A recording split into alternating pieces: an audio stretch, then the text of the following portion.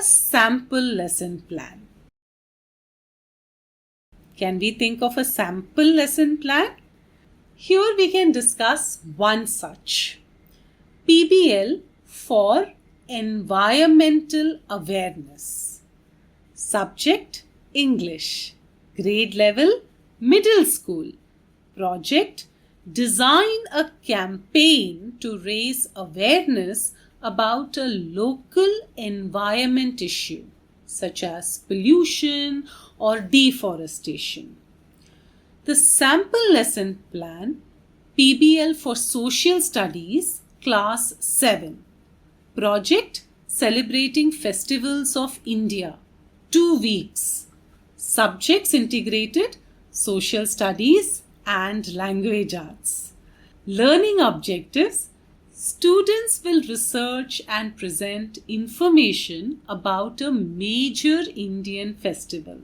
Second, students will use language skills to write descriptions, create presentations, and participate in class discussions.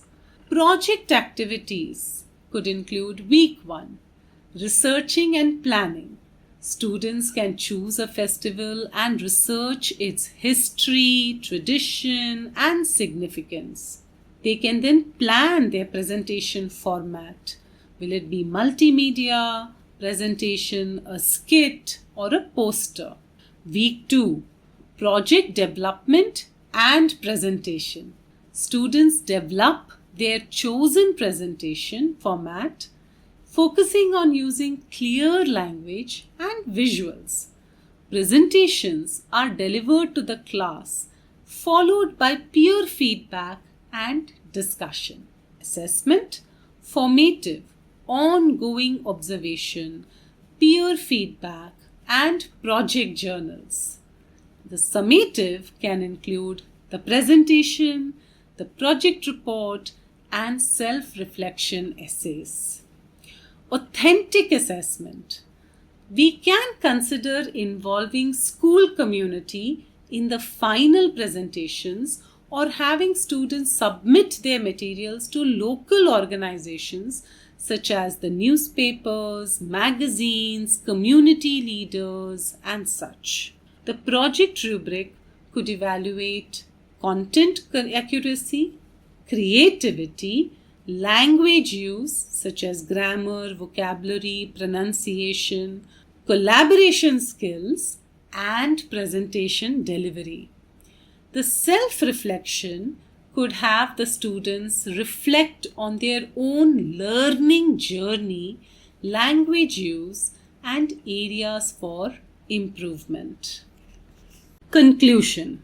PBL offers a dynamic approach for Indian classrooms, fostering language development alongside valuable life skills. By incorporating PBL into your teaching repertoire, you can empower students to become engaged, lifelong learners and confident communicators. When adopting PBL in your language teaching practice, you could reflect upon questions such as the following, both during planning and after implementation.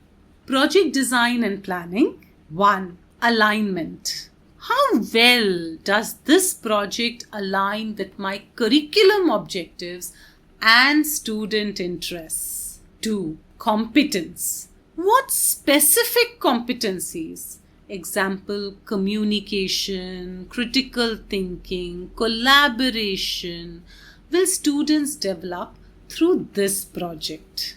2A. Competency development. Communication.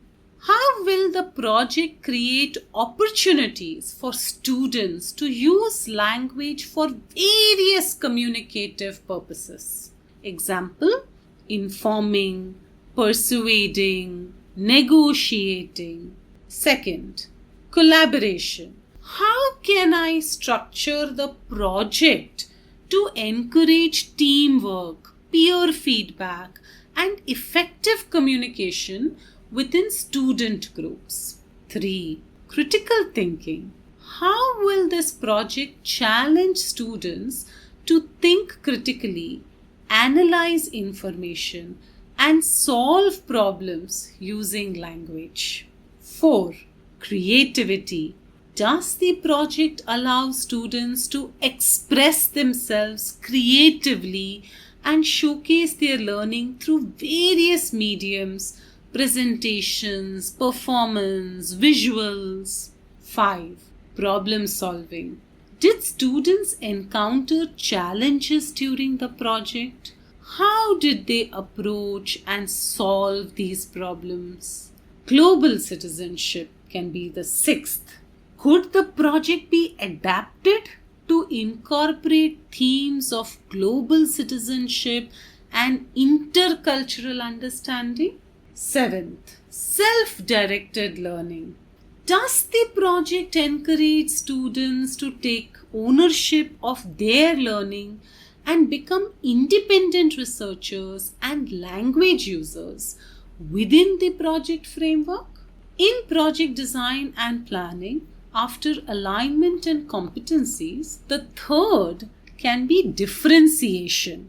How can I differentiate the project to cater to different learning styles and abilities? The 4th one can be resources.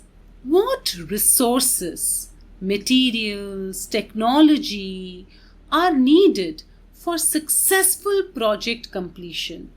Are they readily available for students? 5th, interdisciplinarity. Are there opportunities to integrate this project with other subject areas? 6th, assessment. How will I assess student learning throughout the project, focusing on both language skills and project management? To consider the questions that one can ask and reflect during project design and planning, we discussed. Now we can look at project implementation and student support. First, scaffolding. How can I scaffold students' research and project development to ensure effective language use? 2. Technology integration. How can I effectively integrate technology tools to support research, collaboration, and project creation? 3. Collaboration. How will I create a positive and supportive environment for teamwork and peer interaction? 4. Monitoring progress. What strategies will I use to monitor student progress throughout the project and provide timely feedback? 5. Challenges and problem solving. How will I guide students in addressing challenges and troubleshooting any problems they encounter during the project? Reflection and assessment. During this stage, one could ask the following questions. First, self-reflection. How can I encourage students to reflect on their learning journey, language use, and areas for improvement? Second, assessment strategies. What assessment methods, rubrics, representations, self-reflection will best capture student learning and project achievement? 3. Feedback. How will I provide constructive feedback to students that is both specific and actionable? 4th, future integration. How can I use the insights from this project to improve future PBL experiences for my students? One can also reflect on practice. For instance, student engagement. Did this project effectively engage students and motivate them to use language for real-world purposes? What modifications could I have made to the project to increase student motivation and participation. Differentiation. Did the project cater to diverse learning needs? How can I better differentiate instruction in future PBL projects? Technology integration. How can technology be effectively or better integrated into the project to enhance learning and language development? Challenges and adjustments. What were the main challenges encountered during the project, and how can I adjust my approach for future PBL experiences? Time management. Did the project timeline provide sufficient time for students to complete tasks and showcase their learning effectively? Overall effectiveness. Based on student learning outcomes and project presentations, how successful was this PBL unit in fostering language skills and 21st century competencies? Based on the learning outcomes and student feedback, was this PBL unit a success? How can I build upon its strengths for future projects? By reflecting on these questions, you can critically evaluate your PBL practices and make informed decisions that enhance student learning and competency development. Let us have an overview of PBL versus other approaches. In TBLT, the similarities are that both PBL and TBLT emphasize using language to complete a task. The differences is that PBL projects are longer term and more open-ended, allowing for exploration and activity. With respect to experiential learning, the similarities are that both involve hands-on experiences. But difference is that PBL has a stronger focus on language development and knowledge acquisition.